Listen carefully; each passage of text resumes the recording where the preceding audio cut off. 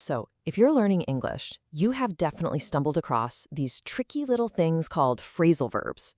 They can feel like the secret code everyone else understands. But don't worry, in the next few minutes, we are going to crack that code together.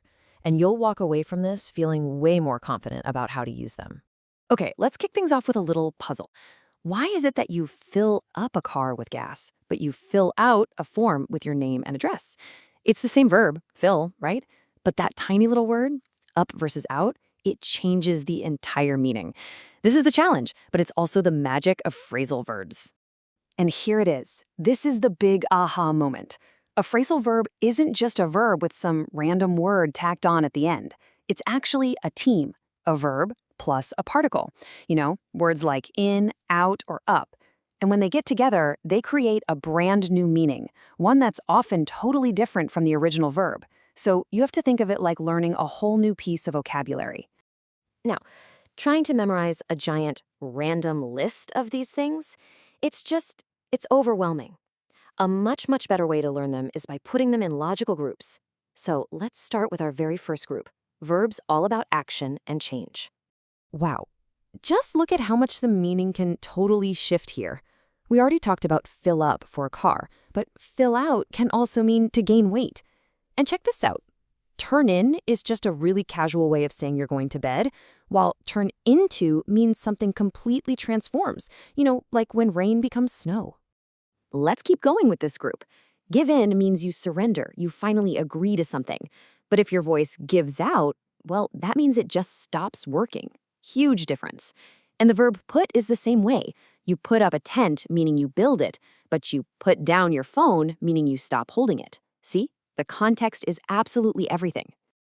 All right, you're doing great. Let's switch gears and move on to our second group. This one is all about movement and the kinds of things we do in our daily lives. Okay, so go off can mean something explodes, like fireworks or even your alarm clock in the morning. But go after means to chase something. Now, for this next pair, you really want to pay close attention. If you're held up in traffic, it means you are delayed. But if someone tells you to hold on, they just mean wait a second. Totally different situations, right? For our final group of examples, we're going to look at phrasal verbs that have to do with discovering things, investigating, and arriving places. Sometimes it's the really small details that make the biggest difference. To ask how something happened, you could say, how did that come about? If you look into something, it means you're going to investigate it. And notice the really subtle difference here. To show up means to arrive, like at a party. But to show someone in is a bit more formal. It means you escort them into a room. All right, you've just seen a bunch of new phrasal verbs, all nicely sorted by theme. So now it's your turn.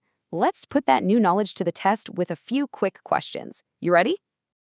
Okay, here's the first one.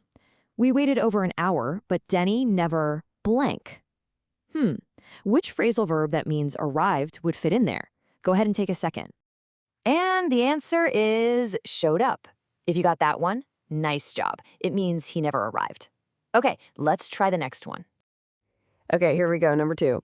The police are blank a recent robbery at a jewelry store. What verb would we use to say they're investigating? That's right. It's looking into.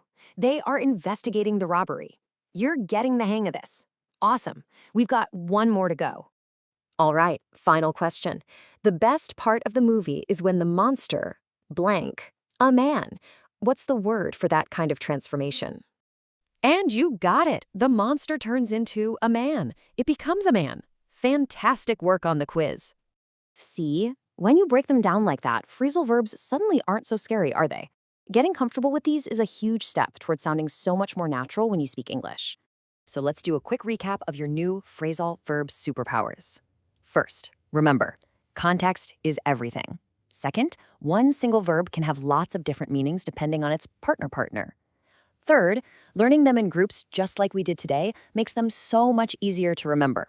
And finally, start listening for them. You'll hear them everywhere, in movies, in songs, in everyday conversations. We're always looking into new grammar points and vocabulary to help you out. So if you want to keep your English skills up and make sure you don't miss out on what we cover next, do us a favor and hit that subscribe button.